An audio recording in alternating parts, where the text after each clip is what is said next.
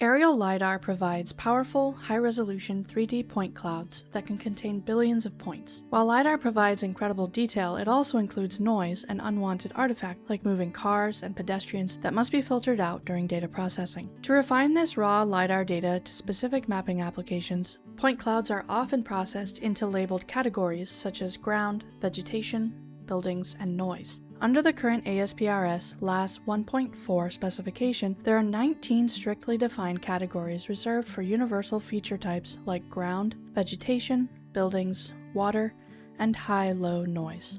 By leveraging these existing classifications, you can filter your data to exclude unwanted layers before generating your 3D mesh, digital elevation model, and orthomosaic. This new feature gives you granular control over exactly which point classifications are included in your final outputs, thereby guaranteeing that the final dataset contains only the specific information layers that you have chosen. Please note that this feature is only applicable to projects where the original LAS files contain classification data. So here's how it works. First, enter the registration phase. Once your project is processed, navigate to the Show icon. Then select Classification. The interface will display a breakdown of point counts per classification category.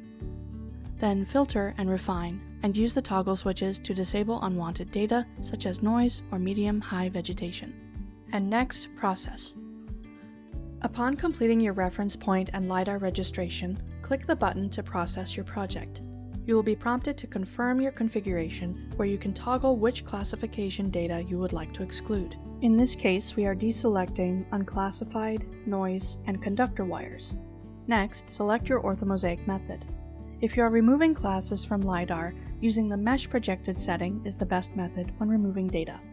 Upon hitting process, your final 3D mesh and orthomosaic will be generated using only your selected clean data points.